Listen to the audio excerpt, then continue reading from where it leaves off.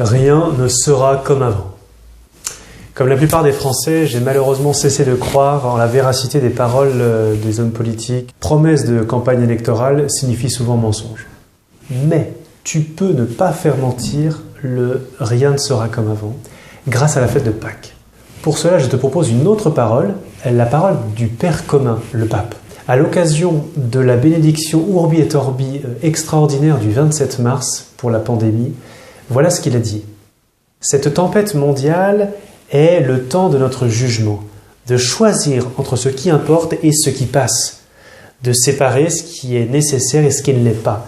C'est le temps de réorienter notre vie vers Dieu et vers les autres. Alors à la fin de cette vidéo, je te propose de prendre un papier, de faire 2 colonnes et de trier entre ce qui construit ta vie et ce qui la déconstruit, la disperse. Ce qui est au service de la communion, de ta vie spirituelle, ou au contraire ce qui abîme ta relation à Dieu, aux autres, à toi-même.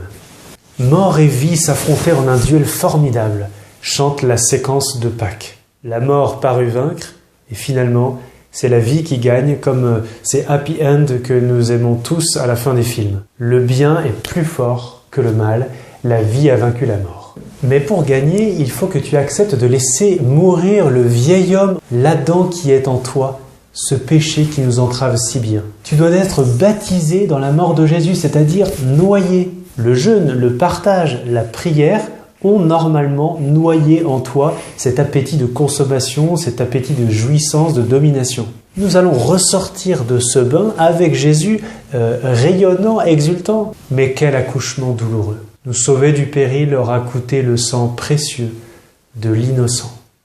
Pendant la nuit de Pâques, pendant ce passage à travers l'eau du peuple hébreu qui célèbre sa libération de l'esclavage, les chrétiens vont rafraîchir leur baptême.